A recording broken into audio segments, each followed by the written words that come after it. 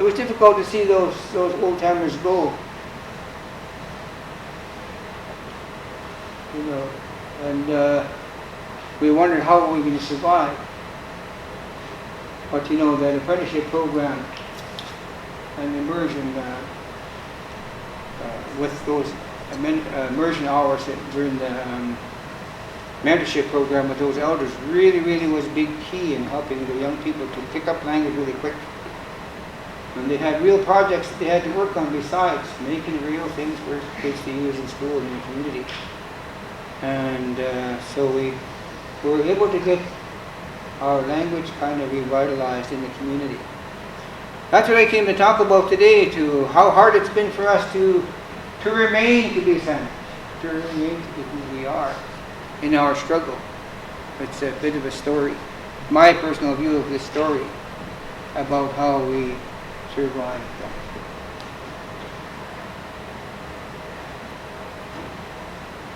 So one of those teachers that finished her schooling came back was my own daughter-in-law, and she started immersion daycare. The building had been empty, no was in there, so they said, "Can we use this for immersion daycare?" We then asked. They said, "If you can fix it up, we don't have money to fix it. You guys fix it." So my son and my daughter-in-law fixed along with Al Sam, I think he's here.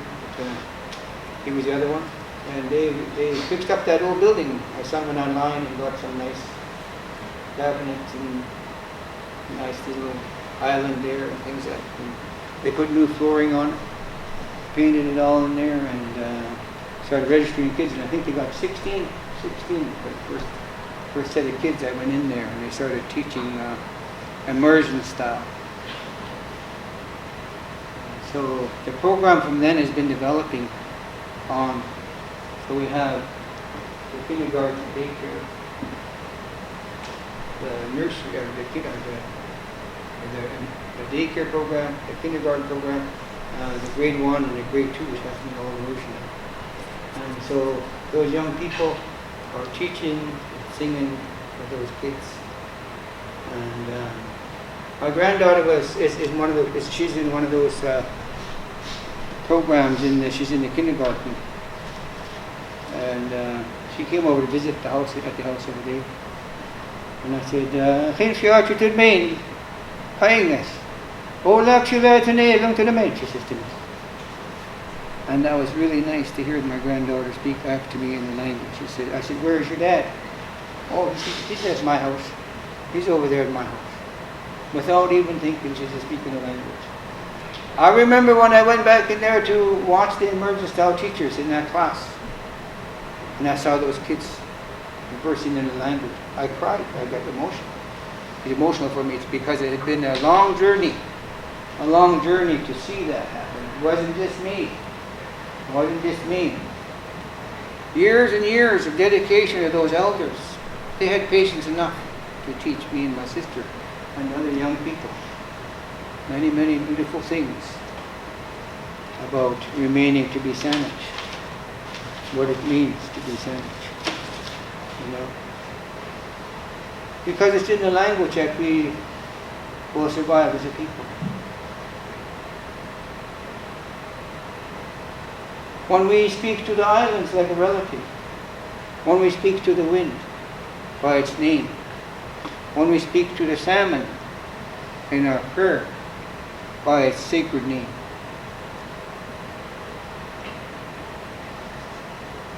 When we address the fire by its spiritual name that we have for it. When we go out into the forest and we speak to the tree by its sacred name and its species name, then we're Sandwich. We're still Sandwich. And I hear the young people creating new songs and teaching the kids, and the kids are dancing around and singing these songs. I call it Sandwich Freedom Land. We're getting free again.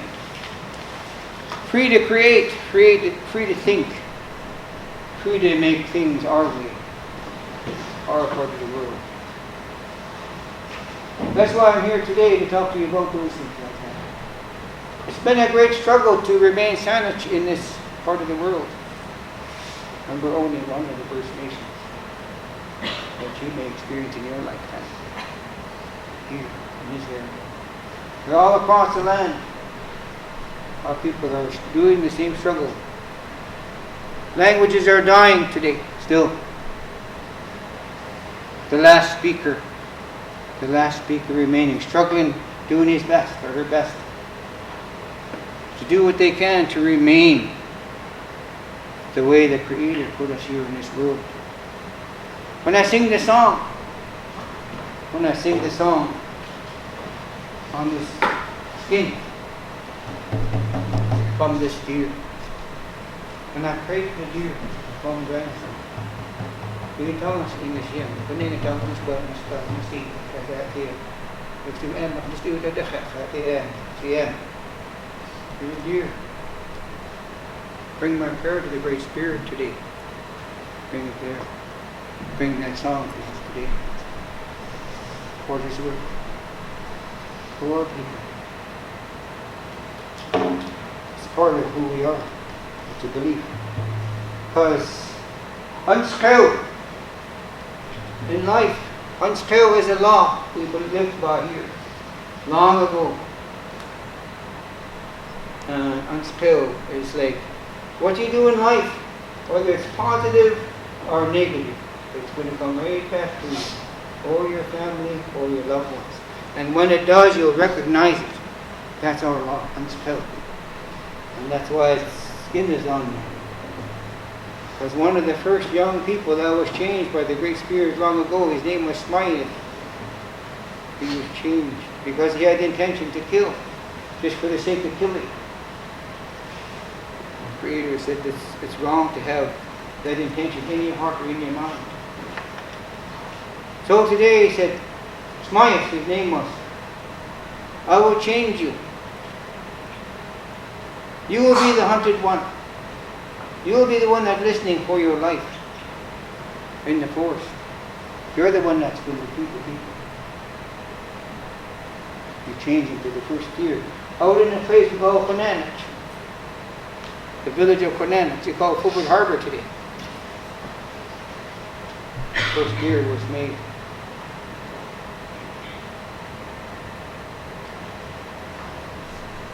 Thank you for listening to my story today. I hope that it means something to you. That's who we are. We're Saanich. We're trying to remain the way the Creator planned it to be. The earth, we call it Tungo. It means a wish for the people. The Singanan, the mountain places, means my people. The Shetno, the salmon, means the working people, as he found a good working people that had no enemies. They worked hard together. So he let them remain together, going out together as a family to see, and then return back to the land as a family.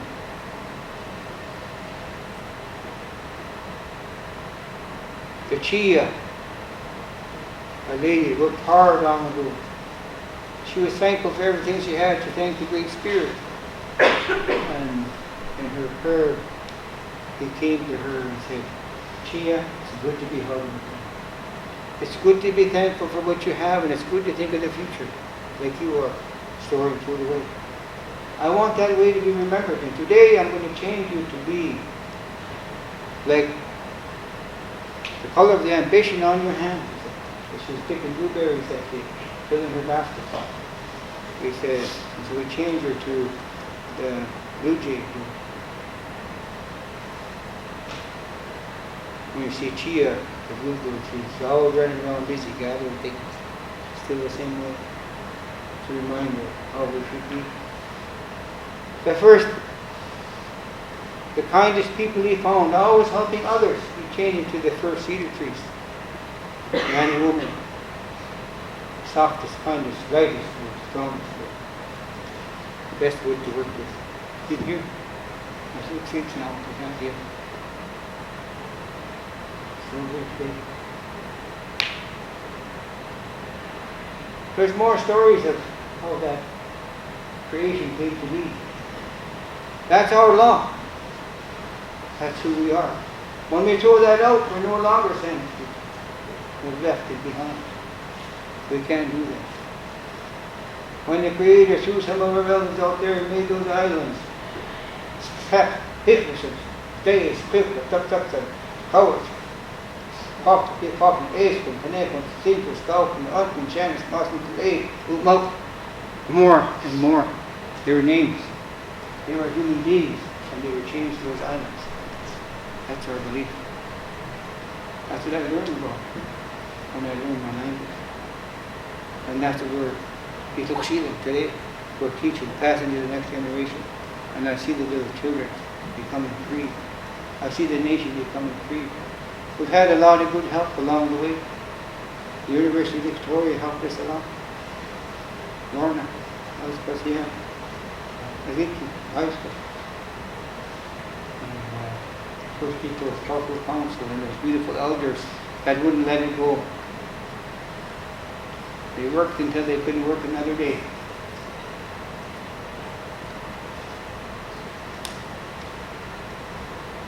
My cousin came to me one day, or I went to see him, and he was sick with cancer. And he said to me, I know what got me sick. He said, I got sick from hating the white people. It internalized, made me sick. I've got cancer now. I hate them because they took away everything we had and gave us nothing. We have nothing compared to what we used to have. We could go to any beach, any island, any place, camp, fish, hunt, whatever we wanted to do. That's how I grew up, he said. It made me angry. And it didn't do me any good to hate, he said. I got sick from it. I don't want you to be that way, he said to me. Don't hate them. Don't hate them. Help them to know and understand who we are, what we're about. You got to find a way, he said. Otherwise you'll get sick like me. How is Malak to catching the good names? Chocolate says he said. Don't forget, he said. The elders use humor to get their way through. Use humor to find your way when you get down. He said, keep that positive spirit around. The elders did that intentionally to survive. The moon we call Wachas. Frogs croaking moon. That's what this is called right now. If you go out at night, you'll hear them. Yeah, they're all saying, Wachas, Wachas, Wachas. But they have a job. If you look at a little frog, it looks like a living leaf with little human hands. And that little human hand is to remind us that all things came to be, and that everything in nature has a human aspect to it that we can speak to, that we can respect.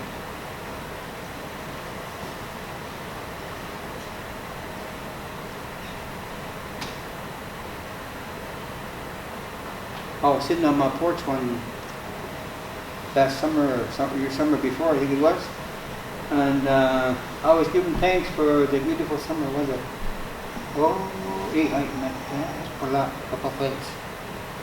The winds were blowing, but it was not just little winds, couple of fells.